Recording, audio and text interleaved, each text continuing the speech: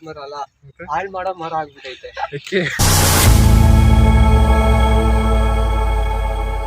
ಓದ್ತೀನಿ ಅಂತ ಓದಿ ಆಲದ ಮರ ಕೆಳಗೆ ಕುತ್ಕೊಂಡು ಜ್ಞಾನೋದಯ ಮಾಡ್ಕೋತೀನಿ ಅಂತ ಓದ್ದವನು ಇವಾಗ ರಿಟರ್ನ್ ಬಂದು ಇಲ್ಲಿ ನೋಡಿ ಏನಾಯ್ತು. ನಾನು ಆಲದ ಮರ ಕೆಳಗೆ ಕೂತ್ಕೊಂಡು ಜ್ಞಾನೋದಯ ಮಾಡ್ಕೊಂಡು ಅಂತ ಹೋದೆ, ಬಟ್ ಅಲ್ಲದ್ ನೋಡಿದ್ರೆ ಅದು ಆಲದ ಮರ ಅಲ್ಲ, ಹಾಳ್ ಮಾಡೋ ಮರ ಆಗ್ಬಿಟ್ಟೈತೆ.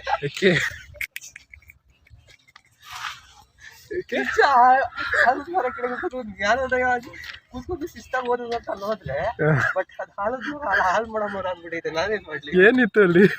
ಫುಲ್ ಹುಡುಗಿರೇ ಕೂತವ್ರಲ್ಲಿ. ಹೋಗ್ಬೇಕಿತ್ತು, ಏನಾಯ್ತಿತ್ತು? ಇನ್ನ ಜ್ಞಾನೋದಯ ಬರೋದಲ್ಲ. ಇವ್ರಂಗೆಲ್ಲ ಇಲ್ಲ, ಯಾರು ಹೋಗ್ಬೋದಿತ್ತಲ್ಲೋ. ಅಲ್ಲೊಂದ್ ನೋಡಿ ಗೊತ್ತಾಯ್ತದೆ, ಅದು ಬಿಟ್ಟು ಸುತ್ತಮುತ್ತ ಇನ್ನೂ ನಾಯ್ಸು, ಇದಕ್ಕಿಂತ ನಾಯ್ಸು. ಫಸ್ಟ್ ನಾಯ್ಸ್ ಅಂದ್ರೆ ಕಂಡ್ರೆ ಆಗಲ್ಲ, ಅದರ ಬರೀ ಇನ್ನೂ noise. Noise is an unwanted disturbance. ನನ್ನ 30 ವರ್ಷದ ಜೀವನದಲ್ಲಣ್ಣ ಒಬ್ಬರ ಜೊತೆ ಕಿತ್ತ